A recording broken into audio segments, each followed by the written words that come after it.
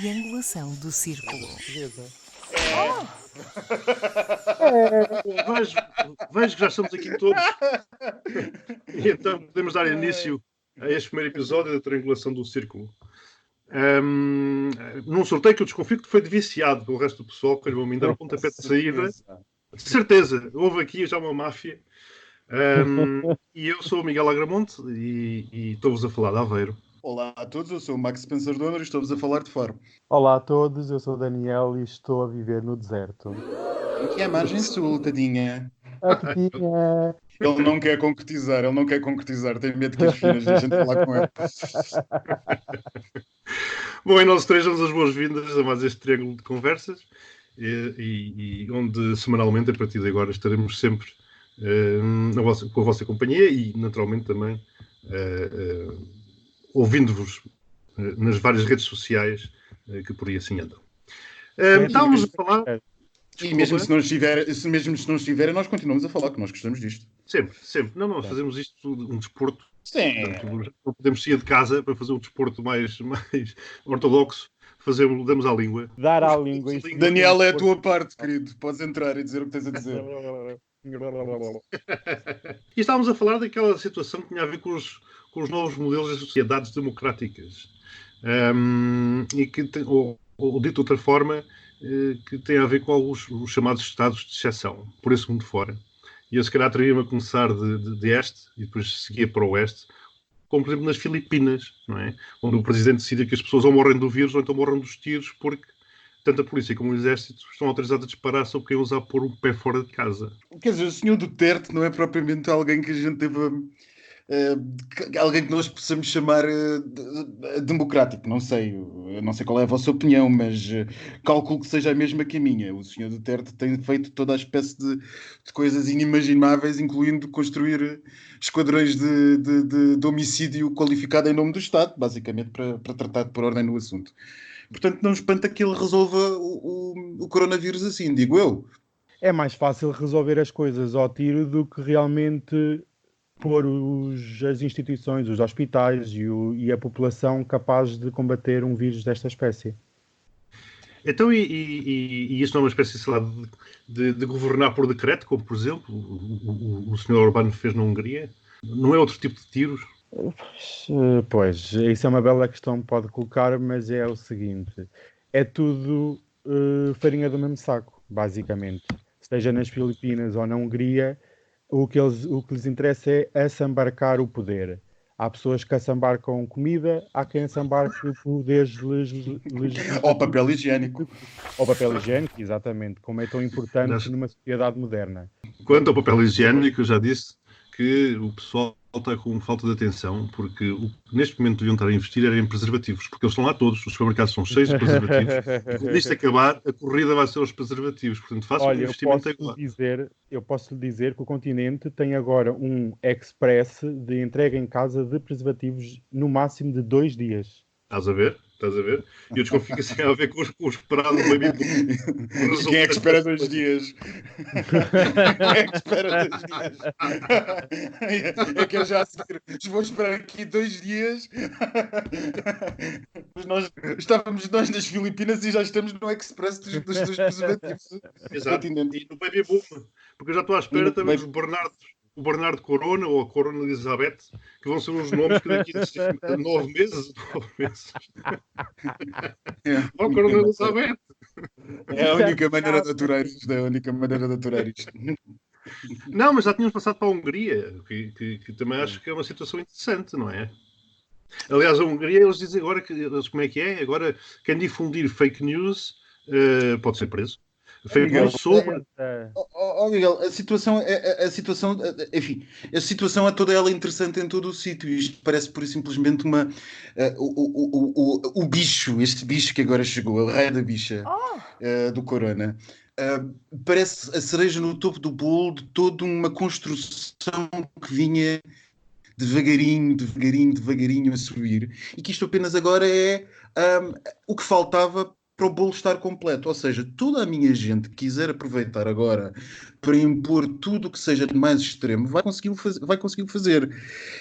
Aliás, nós vimos, já que falas da Hungria, nós vimos como justamente o Sr. Orbán, a primeira coisa que fez a seguir aos poderes de emergência que assumiu foi justamente restringir os direitos dos transexuais, o que tem tudo a ver com o coronavírus. Tudo, claro. Aliás, os transexuais, homossexuais, nós já começamos também a ser culpados de mais esta crise. Portanto, todas as crises, todas as pandemias, todos os horrores que acontecem na humanidade têm a ver com... Daniel, não sei se reparaste, mas o Miguel assumiu a nossa orientação sexual.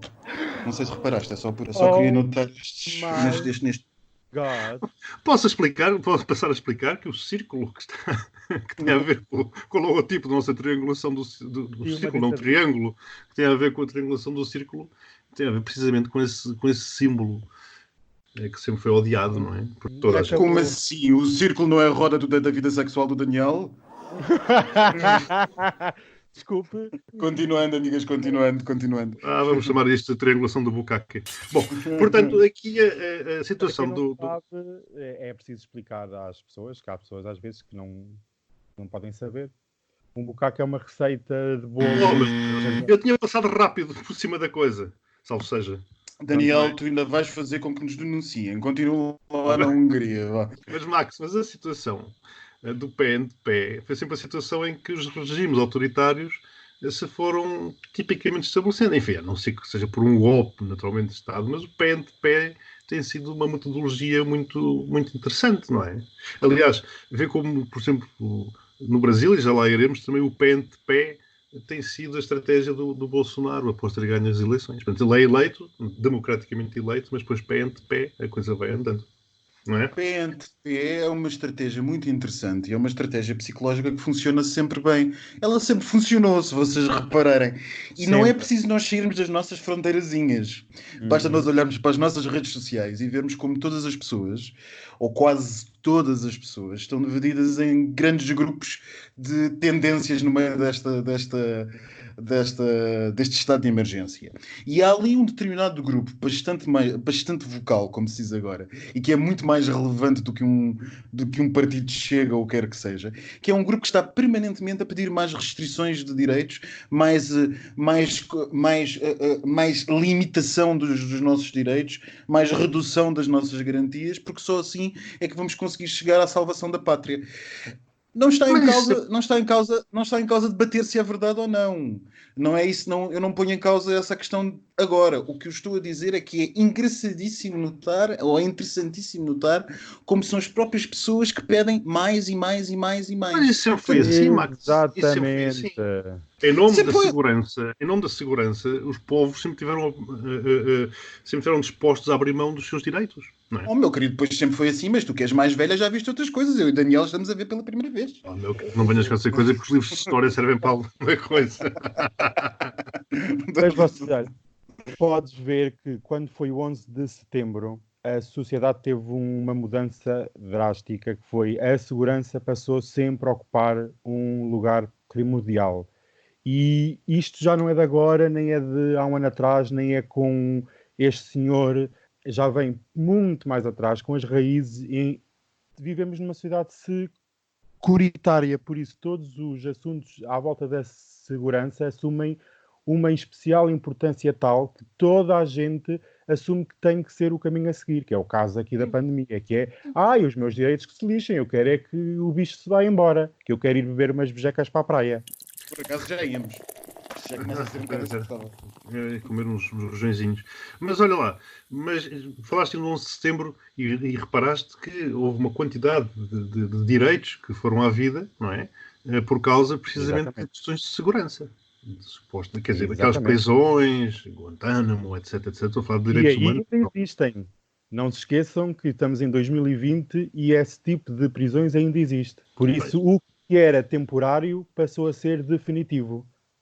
E mais engraçado, se me permitirem notar, é que a seguir ao 11 de setembro e com a polémica toda que tudo aconteceu, tudo o que se passou a seguir, todas essas Guantánamo e os voos, que apenas os potters encontraram a carregar prisioneiros de um lado para o outro e as vergonhas todas e mais algumas, de facto houve um acordar e um debater nos jornais e das opiniões públicas que eu tenho sérias dúvidas que voltaria a acontecer agora envolvidos 20 anos. Tenho muitas dúvidas, porque o clima do unanimismo é tal, envolvidos 20 anos, sobre algumas coisas, sobre alguns assuntos, que eu acho que dificilmente nós voltaríamos a ter aquele nível que ainda assim já foi criticável de abertura. Parece-me, eu posso ser o pessimista aqui da nossa triangulação, posso ser mas eu acho que há coisas que ainda não pararam de andar para trás nesse campo. Olha, e falaste em fronteiras e nessas coisas, lembrei-me do CEF. Nestas coisas, enfim, que agora toda a gente fala sobre o novo coronavírus, e há determinadas coisas que vão passando assim um bocado mais discretamente, mas aquela questão do presumível assassinato do cidadão ucraniano no aeroporto de Lisboa, será que tem alguma coisa a ver com esta situação ou é uma coincidência? Ou são sinais dos tempos? Daniel, começas tu ou começo eu? Pois, é um tema tão delicado que quero pegar nas coisas. Eu acho que sim e que não. Acho que há fatores internos e fatores externos. O fator externo é um fator de enquadramento generalizado. As pessoas estão com uma certa sensação de adquirir uma perigosa sensação de impunidade. E que é uma coisa que alguns sociólogos e alguns historiadores nos explicaram no início do século XX, que começava a acontecer em algumas franjas da sociedade, era a sensação de impunidade naquilo que se fazia. Mas depois há outros fatores mais particularmente portugueses, e eu não queria entrar por aí demasiado, porque isto para mim então é pano para mangas, como vocês sabem. Sim. A outra trabalha mais ou menos na área. Mas acho que há uma excessiva... há uma falta de controle generalizada das polícias portuguesas, e eu sei que todos os nossos ouvintes do Chega nos vão cair em cima. Mas vamos ser ouvintes do Chega.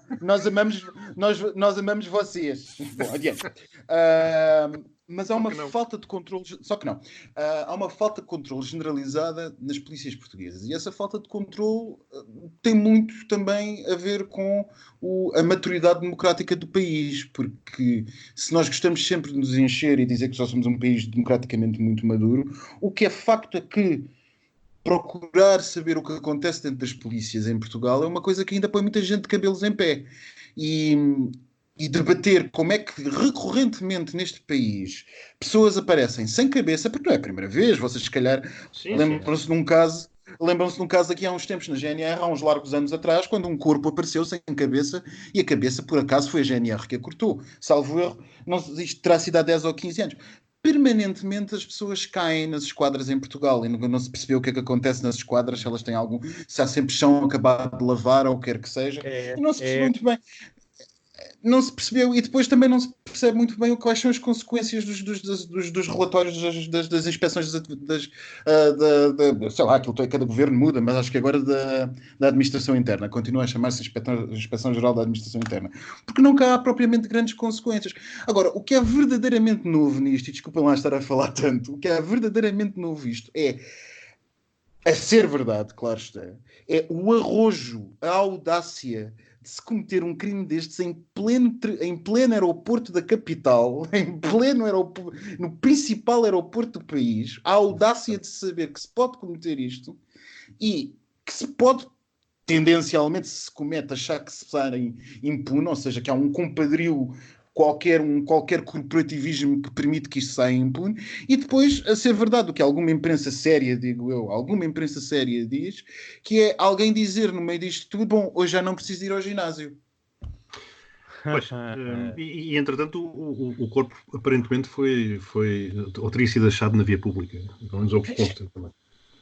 Não é típico de um Estado democrático e não é típico de um Estado... Não estou a dizer que não sejamos, claro está. O que eu digo é que se nós baixarmos a exigência perante este tipo de coisas, nós mais não seremos do que um país com uma democracia um bocadinho duvidosa, porque eu sei que estamos em estado de emergência, mas isto é uma situação absolutamente inaceitável. Absolutamente inaceitável. Pois, e por isso é que eu trouxe o assunto, que será, pelo facto de nós estarmos num estado de emergência, será que isto não iria passar, ou não está a passar desapercebido? Porque isto é efetivamente grave, não é? É um escândalo, é gravíssimo. É gravíssimo. Andamos aqui todos entretidos, entre aspas, naturalmente. De impunidade, que é o que é. Bom, e no Brasil... Desculpa, Miguel, antes de passares para o Brasil. E depois também há uma questão que alguém lançava com algum interesse, que era a questão de... Não será que seja exatamente impunidade, porque de facto as pessoas já foram detidas. Mas há alguém que dizia, para aí, ou num eixo do mal, ou uma coisa assim, há uns dias, e com razão, que também não se percebe a prisão domiciliária. Exato. Como medida coativa. Não se percebe. Porque a gravidade e o alarme social disto devia justificar muito mais do que uma prisão domiciliária. Devia justificar. Mas pronto, isto é outra questão. Não é prisão domiciliária, é prisão preventiva em casa. E que aí estará um bocado, enfim... Eu bem sei, não posso ignorar como jurista. Pronto, amigas, lá em casa é verdade. Já sabem, já descobriram a careca. Já descobriram a careca. Eu bem sei como jurista, não posso ignorar, bem da correção técnica, que a prisão domiciliária normalmente deveria, para um bom juiz, ser a norma face à prisão preventiva. Mas o que é facto é que quando o juiz também pode, quando particulares situações de alarme social o justificarem, impor a prisão preventiva. Ora, se o juiz entendeu que não justificava, isto só por si mostra a gravidade de completa insensibilidade em que a sociedade está. Quando isto não lança questão nenhuma. Quer dizer, principalmente... Temos, se calhar, não é insensibilidade, Max. Se isto fosse noutra altura em que não houvesse o novo coronavírus, se calhar isto teria proporções... Claro, que não está a ter, porque nós andamos todos preocupados, e legitimamente preocupados, com outra situação. Por isso é que eu pergunto se realmente este pânico, porque é disso que se trata, e uma vez mais fundamentado, depois não permite ocultar determinadas realidades que vão acontecendo. Subrepticiamente, assim. Bom, enfim. No Brasil é que não é nada feito de forma subreptícia. Eu acho que o Bolsonaro está a aproveitar. Quer dizer, o novo coronavírus para ele foi a oportunidade de ele conseguir dois grandes objetivos que tinha e que nunca escondeu. O primeiro, que seria eliminar uns quantos pobres e negros. Enfim, isto, pobres e negros no Brasil, acaba por ser um bocado redundante, não é? E sabendo-se que a grande maioria deles mora em favelas, no conceito daquela gente, todos eles são marginais. E, portanto, se ele realmente conseguir fazer com que haja uma pandemia nas favelas e que com isso,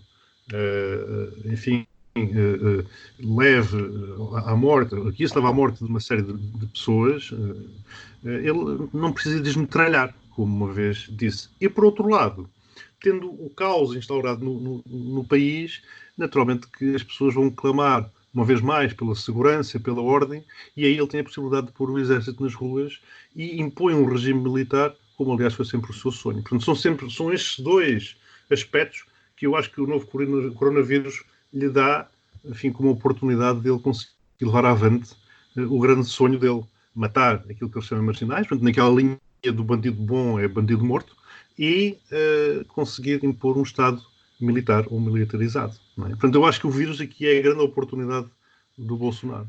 Mas o problema é que o vírus não atinge... Se o vírus pudesse ser... Nós sabemos que as condições sociais dificultam sempre...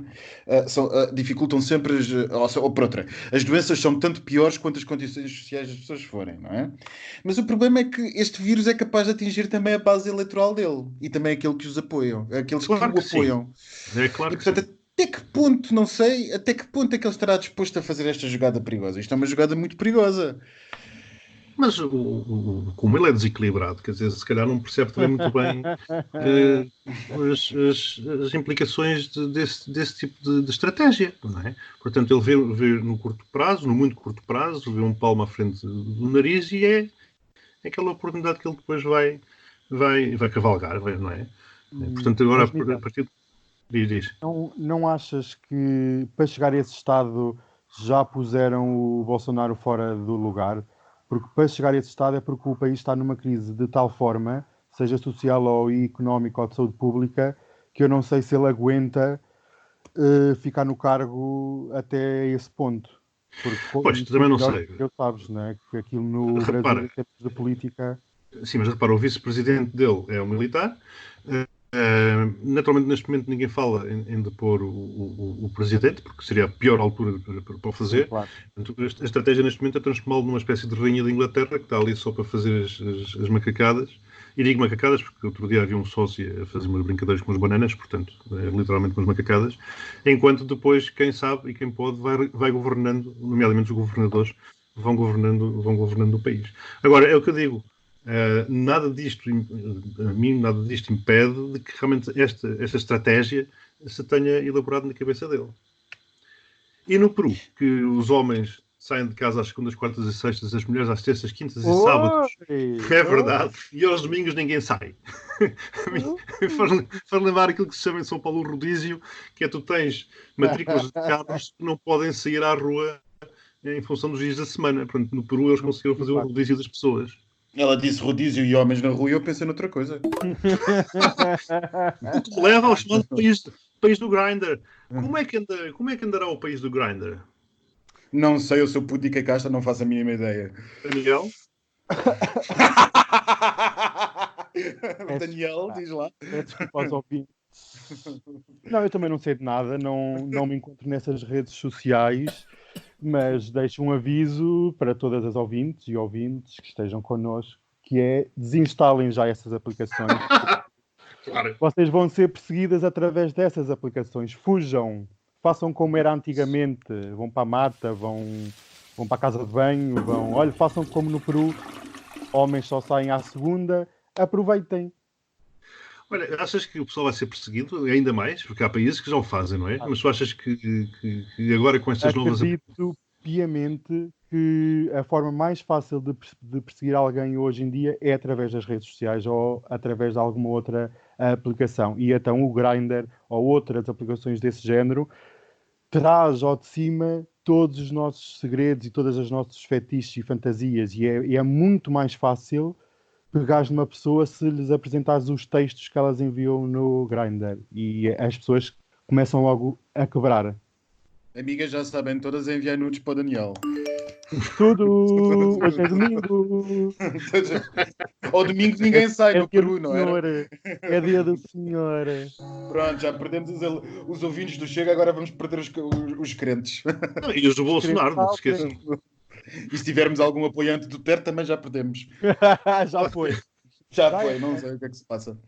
Mas vocês não acham que estamos aqui a falar de redes sociais, não acham que há aqui um perigo associado às redes sociais? Isto é, dessas fake news que circulam, eu vejo coisas incríveis, não é? E toda a gente vê, acredito eu, e isto casa com aquilo que começámos a falar lá no início. Isto não vai potenciar, quer dizer, o novo coronavírus já é uma pandemia. Com as fake news em roda livre nas redes sociais, não vai gerar um pandemónio? Aliás, vemos como as fake news têm enfraquecido algumas democracias, uma vez mais o Brasil, os Estados Unidos com a eleição do Trump, o Brexit no Reino Unido, que depois levou à subida do poder do Boris. Portanto, Miguel, agora será... desculpa interromper-te, as fake news não têm enfraquecido algumas democracias, as fake news têm enfraquecido todas as democracias. Todas, sem nenhuma exceção. Até porque a exceção lusitana, creio eu, já ninguém acredita nela, não é? Não. Creio eu. Portanto, todas as democracias estão neste momento a ser enfraquecidas pelas fake news. Todas. E como é que se combate isto? Alguém tem alguma ideia? Porque, sinceramente, é uma coisa que me aflige e não faço ideia como é que... Porque eu vejo... É porque o problema das fake news... Porque antes dizia-se que a mentira tinha perna curta. O problema é que as fake news têm uma perna muito longa e dura, porque depois, por muitos desmentidos que sejam feitos, elas continuam lá. Porque eu acho que as pessoas têm uma ânsia de acreditar naquilo que as fake news lhe dizem, não é? Eu diria que as fake news é quase, ou que a internet é quase o Viagra da mentira. Portanto, permite às fake news ter uma duração que a mentira clássica, por assim dizer, não tinha. O Facebook tem uma responsabilidade muito grande naquilo que é partilhado. E enquanto a empresa não se chegar à frente realmente para combater esta doença, que também é uma doença, não é uma doença de saúde pública, mas é uma doença de foro psicológico, enquanto eles não fizerem a parte deles, a população vai estar sempre a ser bombardeada. Por mais que queiras, vai estar sempre a ser bombardeada com fake news. Por parte das empresas, das tecnológicas, fazer o trabalho de casa. Houve um movimento interessante lançado, não sei se vocês se lembram, na sequência do massacre da mesquita de Christchurch, na Nova Zelândia. Sim. Houve um movimento lançado pelo governo da Nova Zelândia que se associou a vários governos para justamente procurar ter dimensão para pressionar as empresas das redes sociais a assumirem a responsabilidade daquilo que é publicado. Devem-se lembrar que o massacre foi transmitido em direto, não é? Pelo Facebook. Sim. Mas não levou a grande coisa. Não levou a grande coisa porque todos nós continuamos lá. E todos nós vamos lá. O que a mim me leva talvez a pensar noutra coisa, que é... se é verdade, por um lado, que as empresas têm responsabilidade e que elas devem fazer o controle disso, por outro, também é verdade que nós nos tornarmos completamente... nós não queremos saber, nós não queremos pessoalmente, ou por outra, individualmente, não queremos saber o que é verdade e o que é mentira. Nenhum de nós, enquanto coletividade, enquanto indivíduos, não digo eu ou tu em particular, ou um de vocês em particular, faz o esforço para duvidar do que é que seja que lê ou do que é que seja que vê, antes pelo contrário. E, portanto, eu não sei se também não será por isso simplesmente confortável, e eu compreendo perfeitamente o que o Daniel diz, mas eu não sei se não será por isso simplesmente confortável nós dizermos, e tal, a responsabilidade das plataformas deve ser moderar isto. O que quero dizer é que as pessoas parece também não quererem, que não querem... É o que eu digo. As pessoas querem acreditar. As pessoas querem acreditar na notícia falsa. A pessoa quer acreditar na notícia falsa. E eu acho que isto não vai lá por decreto, nem por responsabilização das empresas. Isto tem que ser, acima de tudo, uma consciencialização da comunidade enquanto tal e de rejeitar... Então aí é que não vai mesmo. Por aí é que não vai mesmo. Só que a questão é como é que isto se faz. Porque, uma vez mais, voltamos àqueles três políticos que eu falei há bocado, o Trump, o Bolsonaro e o Boris, vês que eles depois usam máquinas, enfim, de geração de fake news, fazem, enfim, vão em cima dessas ondas, e isso naturalmente enfraquece as defesas da democracia, assim como também receio que venha a enfraquecer as nossas defesas enquanto sociedade capaz de combater o que vem depois do vírus. Porque é o que eu digo, isto começou com esta crise sanitária, já estamos com uma crise naturalmente económica, financeira, e receio que tenhamos uma crise social. E agora com uma crise social com fake news, e a seguir à crise social, sinceramente, a coisa complica-se, porque pode vir uma crise política muito séria, e eu julgo que o último ponto disto de uma crise civilizacional. Quer dizer, portanto, lá está. Isto não é ser pessimista, mas é perceber... Vamos morrer. Ou ter receio... Sim, ter receio de que estas questões das fake news, neste caldo, podem nos levar a pontos completamente inimagináveis. Não, é como eu estava a dizer, a mim o Corona parece-me pura e simplesmente a cereja, tipo aqui o topping para embelezar um bolo horrível. Embelezar com uma forte aspas nisto, para embelezar o bolo horrível de coisas que estão a construir. Porque isto, de facto, só pode levar a um mau sítio. Só pode levar a um mau sítio. Todos os que são treinadores, ou quer os treinadores de sofá, de tudo e mais alguma coisa, agora são todos especialistas em virologia, não é? E fundam podcasts e tudo. Vão para a internet fundar podcasts como percebessem alguma coisa do assunto. Eu só observo e só comento o que eu observo. Parece-me que isto, neste momento, está aqui a girar-se uma roda livre e que não há aqui um eixo, não há uma cadeia de comando, como dizem na tropa. Não há... Quer dizer, começa a valer tudo. E o que é certo é que isto, antes de mais, quem tem que falar sobre isto são os médicos, ponto, acabou-se. Não é? E nós temos é que obedecer, e é assim. Não percebo também. Eu tenho alguma pressa em sair de casa, estou a ficar um bocado farta, mas vocês é que sabem. Mas vocês não acham curioso nestas intervenções haver aqui um denominador comum, que são aquelas estantes magníficas atrás dos... Ai, de tão quem... lindas, eu adoro. É o meu momento do dia. Eu É só verdade, é uma verdade, é vez a verdade. televisão. Depois de uma semana muito intensa, eu decidi que era momento de dar espaço a um objeto que tem sido esquecido.